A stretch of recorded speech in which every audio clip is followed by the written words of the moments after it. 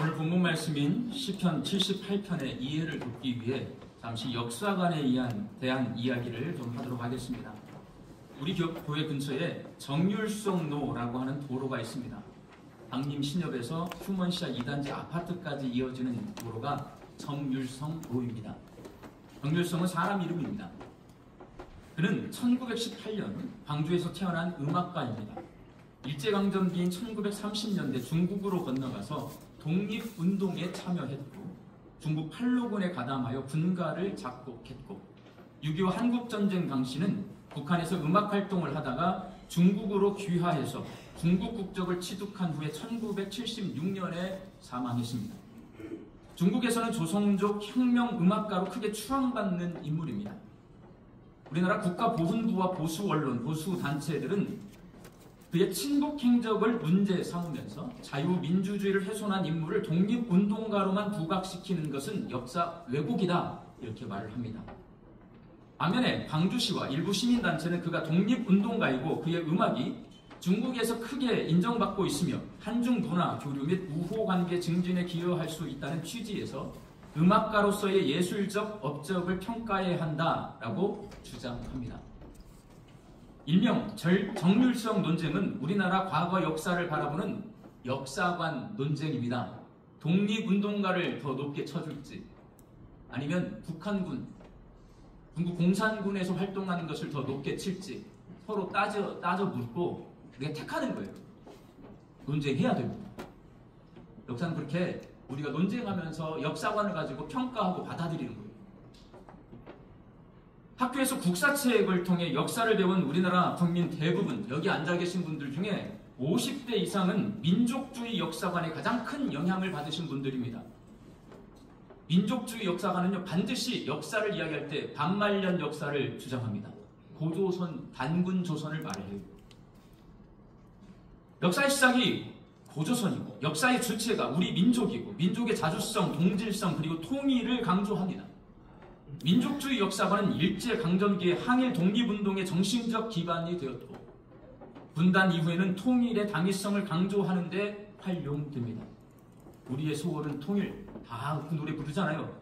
50대 이하로는 안 불러요. 지금은 통일 되게 싫어해요. 근데 우리는 다 통일을 좋아해요. 통일됐으면 좋겠어요. 왜 그러냐면 역사관 때문에 그렇습니다. 해방이 되었습니다. 해방 이후에 많은 국민이 진보적 민중사관을 포함하고 있는 사회경제사적 역사관의 영향을 받습니다. 여기 앉아 계신 60대 이상 어르신들은요 별로 영향을 받지 않습니다. 60대 이상이 어르신이라면 요즘 또 기분 나빠하시더라고. 60대 이상은 사회경제사적 역사관의 영향을 받으십니다. 사회경제사적 역사관은 마르크스주의적 유물사관의 영향을 받아 사회경제적 구조와 계급관계 그리고 민중의 삶과 투쟁을 중심으로 역사를 해석합니다. 저는 이 역사관에 깊이 물들은 사람이에요. 왜냐하면 제가 1987년 대학에 입학을 했습니다. 민주화운동 한참 할 때예요. 다 이 역사관이 우리나라에 다 들어오는 거예요. 1970년대에서 80년대 사이에 노동운동과 민주화운동을 하는 많은 사람이 이 역사관에 영향을 받았고 우리나라가 경제개발을 하는 과정에서 소홀히 했던 노동자와 농민의 권리를 찾는 일 그리고 우리나라 민주주의 발전에 지대한 영향을 끼칩니다. 이 역사관이 없으면 지금 우리나라는 민주주의가 안 됐다고 보시면 됩니다. 이 역사관이 있기 때문에 여러분 주 5일 근무하고 있는 겁니다. 이 역사관이 있기 때문에 여러분 그나마 이만큼 잘 사는 거예요. 그런데 이제 민주화가 되었습니다. 민주화가 되면서 민주운동을 했던 세력들이 일어납니다. 그리고 역사를 그분들이 이제 주도해가요. 그럼 이제 반대급부가 나와요. 헤겔이 항상 정반합 이렇게 된다고 했거든요. 우리나라 역사를 진보적 성향으로 바라보는 입장이 거세지자 이와 반대되는 입장에서 민족주의 역사관과 진보적 역사관을 비판하는 역사관이 등장합니다. 2000년대에 등장했어요. 뉴라이트 역사관이라고 합니다. 많은 국민이 2000년대 이후로 이 뉴라이트 역사관의 영향을 받고 있는데 특히 이제 60대 이상은 이 뉴라이트 역사관이 더 동질감을 가지시는 것 같아요. 뉴라이트 역사관은 대한민국의 건국과 산업화를 긍정적으로 평가합니다. 고조선 반만년의 역사가 지금 우리나라 텔레비에 안 나와요. 상해 임시정부냐 대한민국이 개국한 날이냐 서로 싸우잖아요. 역사관이 달라졌기 때문에 싸우는 거예요. 이 뉴라이트 역사관은 친일 문제를 재해석하고 자유민주주의와 시장경제의 가치를 강조합니다. 우리 어른들이 이거 강조하시잖아요.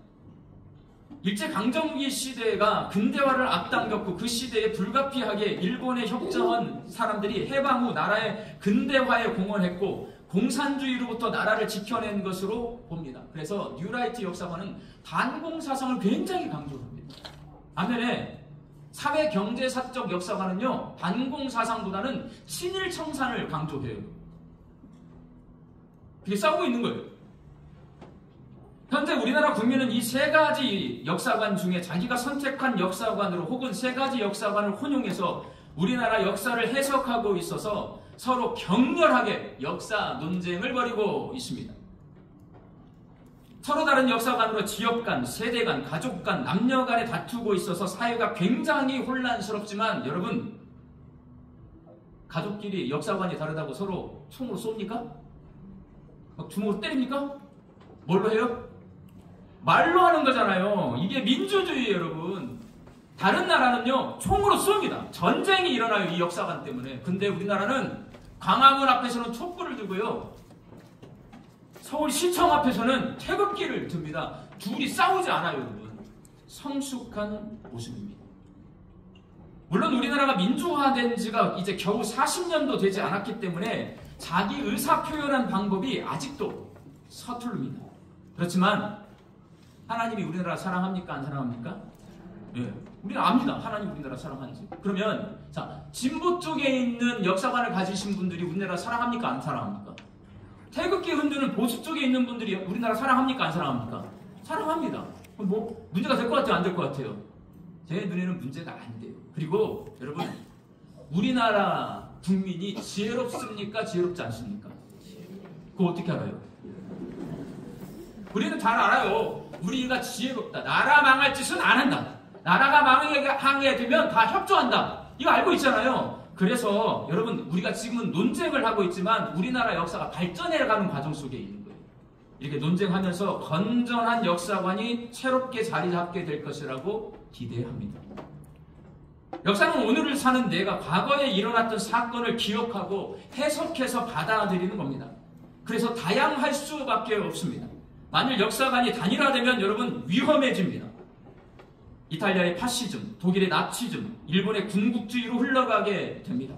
대부분 공산국가는 역사의 다양성을 인정하지 않고 국민에게 획일화된 역사를 강조합니다. 북한을 보세요. 중국을 보세요. 다른 역사관을 가질 수가 없어요. 그러면 그렇게 위험해진단 말이에요.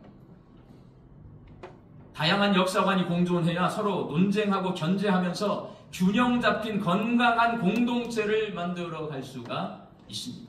그러니까 우리가 지금 이렇게 분열되고 다투는 거요, 긴 역사로 놓고 보면 성장해가는 과정이다.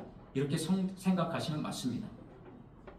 구약 성경은 이스라엘의 역사를 중심으로 기록되어 있습니다. 그래서 우리가 구약 성경을 읽을 때도 어떤 역사관을 가지고 구약 성경을 읽느냐가 굉장히 중요합니다. 구약 성경에는 크게 두 가지 역사관이 있습니다. 첫 번째 역사관은 신명기에 기록되어 있는 율법을 중심으로 역사를 해석하는 신명기적 역사관입니다.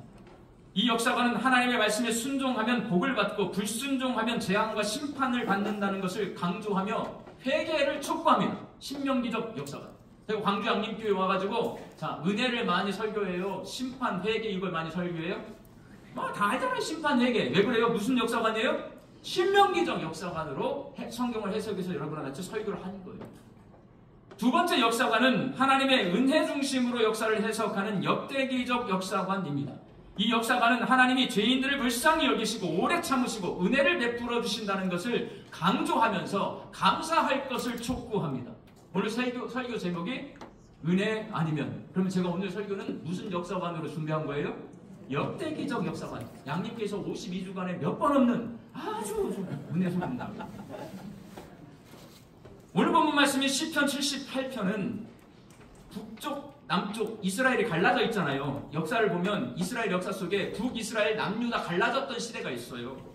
그 북이스라엘이 아수르 군대에게 먼저 망하는 모습을 아직 남유다가 망하지 않았어요. 지켜본 거예요. 북쪽이 망했어. 이 시인이 남유다 백성에게 야 우리 정신 차려야 돼. 하나님을 잘 섬겨야 우리나라 망하지 않아. 교훈하는 시입니다. 시인은 과거 이스라엘의 역사를 신명기적 역사관으로 먼저 해석을 합니다. 오늘 보면 32절과 34절 말씀을 함께 읽겠습니다. 이러함에도 그들은 여전히 범죄하여 그의 기이한 일들을 믿지 아니하였으므로 하나님이 그들을 죽이실 때에 그들이 그에게 구하며 돌이켜 하나님을 간절히 찾았고, 과거 이스라엘 백성이 범죄하면 하나님께 심판받아서 회개하고 돌아왔다고 말을 합니다. 그런데 그 회개가 진실된 회개가 아니었다라고 말합니다. 오늘 보면 36절 말씀 함께 읽겠습니다. 그러나 그들이 입으로 그에게 아첨하며 자기 혀로 그에게 거짓을 말하였으니, 회개하는 척하며 입으로만 거짓으로 회개했다는 것은 회개하고서도 다시 죄를 지었다는 것입니다. 시편 78편의 시인은 과거 이스라엘의 역사를 죄짓고 심판받고 회개하고 또 죄짓고 심판받고 회개하는 것을 반복하는 역사로 해석함으로써 최근에 북이스라엘이 아수르 군대에게 망한 것은 죄짓고 하나님께 심판받은 것임을 암시합니다. 이게 시의 기법입니다. 옛날 과거 이스라엘의 역사를 꺼내서 야 죄짓고 거짓으로 회개해가지고 심판받았는데 또 죄짓고 또 죄짓고 회개를 하면서 죄졌어. 그러더니 결국 북이스라엘 망한 거잖아. 이렇게 말하는 거예요. 북이스라엘의 역사를 신명기적 역사관으로 해석하고 있는 겁니다. 그러나 시인은 편향적으로 역사를 해석하지 않고 역대기적 역사관도 가져옵니다. 오늘 보면 38절 말씀을 함께 읽겠습니다. 오직 하나님은 긍휼하심으로 죄악을 덮어주시어 멸망시키지 아니하시고 그의 진노를 여러 번 돌이키시며 그의 모든 분을 다 쏟아내지 아니하셨으니, 하나님의 긍휼과 자비를 노래합니다. 북이스라엘이 죄짓고 하나님께 심판받아서 아수르 군대에게 망했지만 남유다는 하나님의 자비와 긍휼과 은혜로 멸망에 이르지 않기를 소망합니다. 남유다의 역사를 역대기적 역사관으로 해석합니다. 이렇게 시편 78편의 시인이 북이스라엘의 역사는 하나님의 심판을 강조하는 신명기적 역사관으로 해석하고, 남유다의 역사는 하나님의 은혜를 강조하는 역대기적 역사관으로 해석을 합니다. 웃기잖아요? 북쪽은 심판, 신명기적 역사관, 남쪽은 은혜, 역대기적 역사관. 왜 이렇게 구분해서 해석할까요?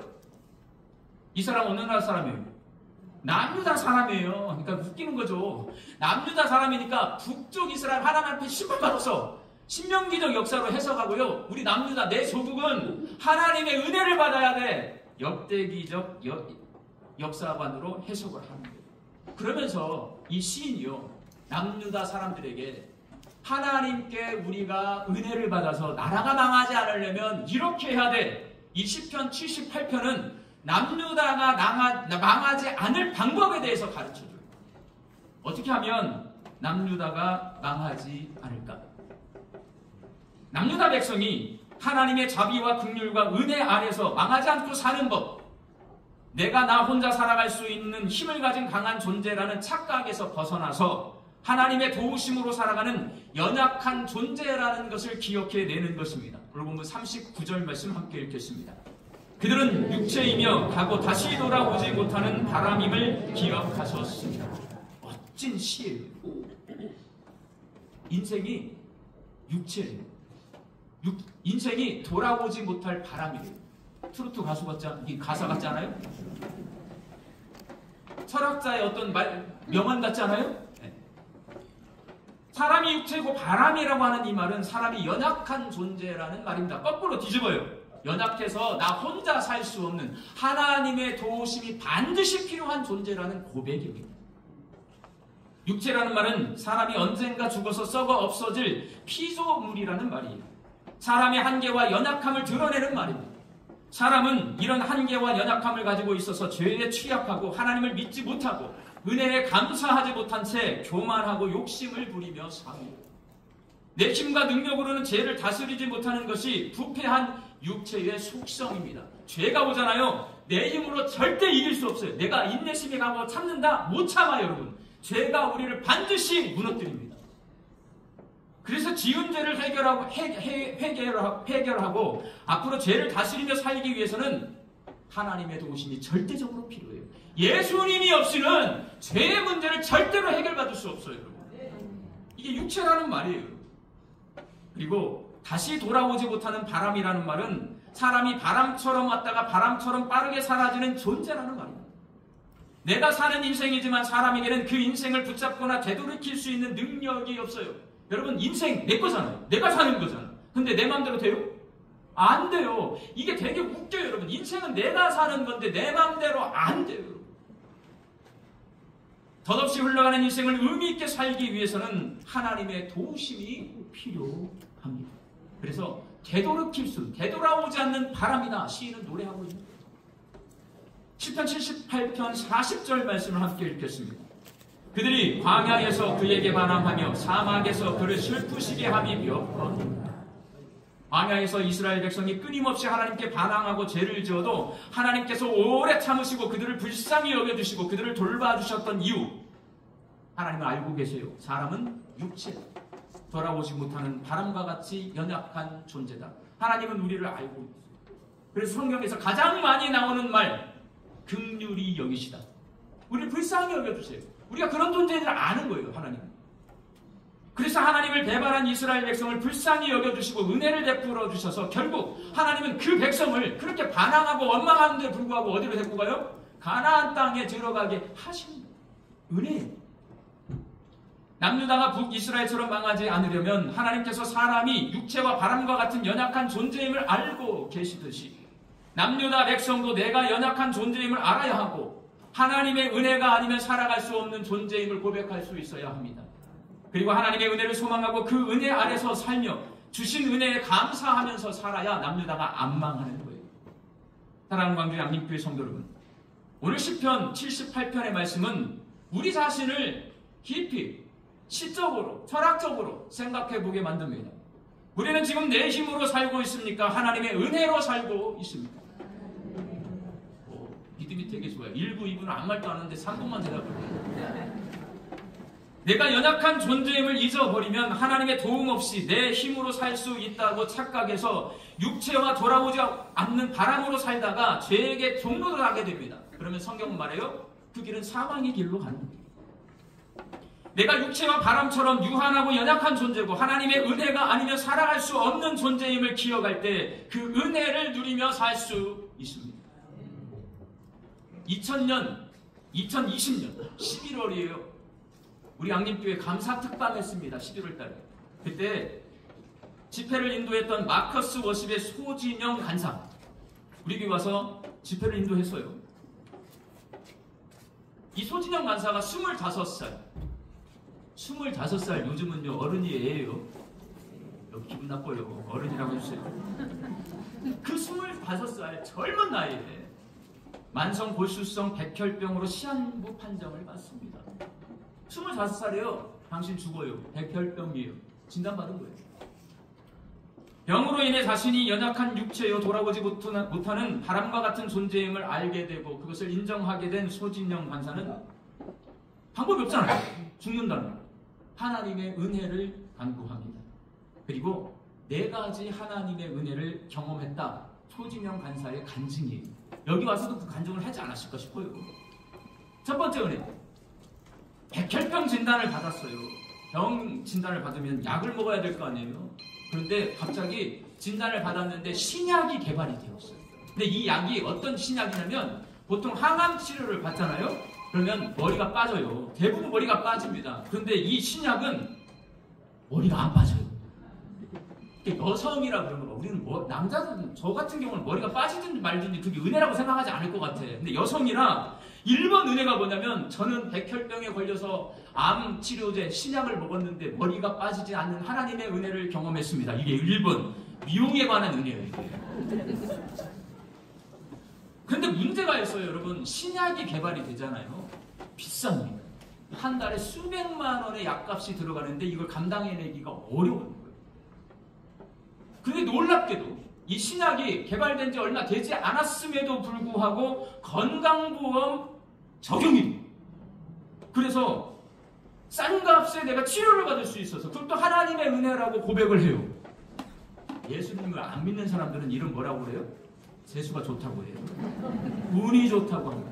그건 그 사람들이고, 예수님을 믿는 우리는요, 그렇게 우리 인생을 해석해내는 거, 이거는 하나님의 은혜다 고백을 해요. 백혈병을 치료받으며 시한부 인생을 살던 이 소진영 간사는요, 약을 먹으면 치료를 받아요. 그러면서 이게 이제 젊으면 뭔들 못하겠어. 같이 찬양 사역을 하는 형제와 눈이 맞아서 결혼을 합니다. 와, 대단하잖아요. 백혈병 걸려서 언제 죽을지 모르는데 결혼을 했어요, 여러분. 하나님의 은혜라고 고백합니다. 제가 볼 때는 철이 없는 것 같은데 그것도 하나님의 은혜라고 고백합니다. 결혼하고 나니까요, 욕심이 생겨요. 뭐냐면 아이를 갖고 싶은 거예요. 의사 선생님이 완치를 받으려면 수술을 해야 되는데 조혈모 세포 이식 수술을 하셔야 합니다.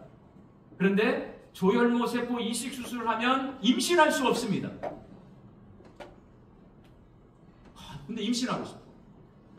내가 볼 땐 욕심이 있는 거예요. 임신하고 싶어. 근데 의사 선생님 또 하나 경고를 해요. 지금 먹고 있는 약을 먹으면 임신하면 안 됩니다. 임신하면 애가 임신이 되지 않을 뿐더러 기형아로 출산할 확률이 100%입니다. 약을 끊습니다. 조혈모 세포 이식을 받지 않기로 결단합니다. 그리고 임신하기로 결단합니다. 욕심이야. 내가 목사였으면 못하겠을 것 같아. 약을 먹고 수술 받으라고 했을 것 같아요. 그런데 하나님이 그 마음 가운데 그런 소망을 주셨는데 약을 끊고 임신을 합니다. 애를 낳아 키우고 있습니다. 이렇게 놀라운 하나님의 은혜를 경험한 후에 이 소진영 간사가 오직 예수뿐이네 라는 찬송을 작사 작곡했어요. 제가 이 설교를 준비하면서 어제 한 20명 넘게 부르더라고요. 이 찬송을 유튜브에 보면. 다른 사람이 부를 땐 감동이 없어요. 근데 소진영 간사가 부르면 이게 이 내용을 알고 제가 들으니까 눈물이 나와요. 오늘은 눈물을 흘리는지 안 흘리는지 가수 천명국 가수님의 목소리를 들어보겠습니다.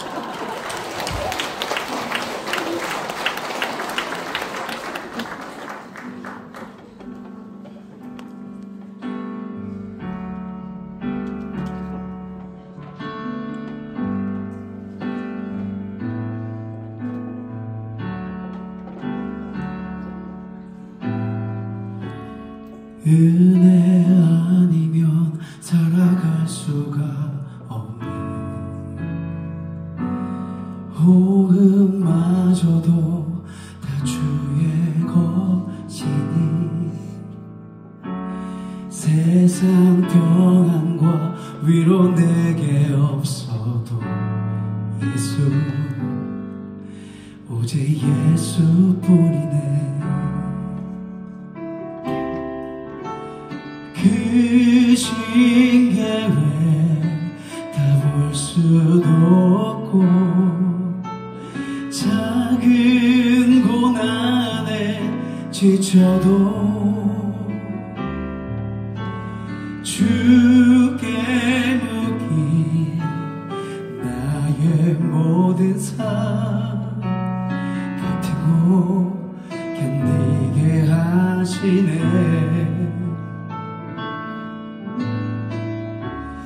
은혜 아니면 살아갈 수가 없네. 나의 모든 것 다 주께 맡기니 참된 평안과 위로 내게 주신 주 예수 오직 예수뿐이네. 크신 계획 다 볼 수도 없고 작은 고난에 지쳐도 주께 묻기 나의 모든 삶 버티고 견디게 하시네. 크신 계획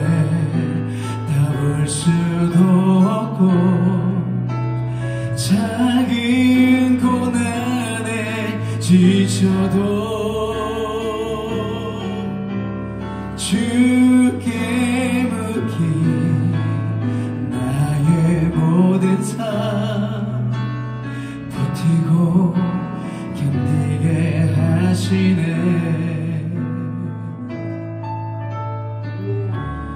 은혜 아니면 살아갈 수가 없네. 나의 모든 것 다 주께 맡기니 참된 평안과 위로 내게 주신 주 예수,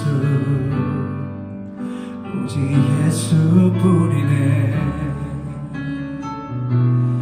예수, 오직 예수뿐이네.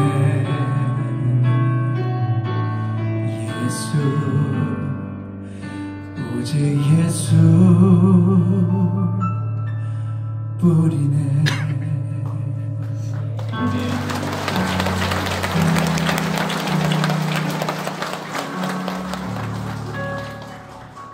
역사가 해석이에요, 여러분. 해석. 내가 해석하는 겁니다.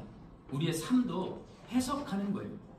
내가 하나님의 은혜 아니면 살아갈 수 없는 연약한 존재임을 인정하고 성경이 우리에게 가르쳐주는 역사관, 신명기적 역사관, 그리고 역대기적 역사관이 균형 잡힌 관점으로 내 삶을 해석해낼 때에 하나님의 은혜 아래에서 살 수 있습니다.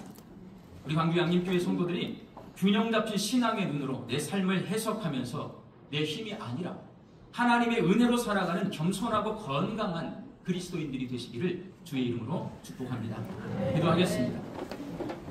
주님, 지혜를 주셔서 내가 육체요 돌이키지 못하는 바람과 같은 존재임을 알게 하옵소서. 믿음을 주셔서 나는 내 힘으로 충분히 살 수 있다고 착각하며 죄에게 종노릇하며 살던 삶에서 돌이켜 내 힘이 아니라 하나님의 은혜로 살아가는 겸손한 하나님의 자녀가 되게 하여 주옵소서. 예수님의 이름으로 기도하옵나이다. 아멘.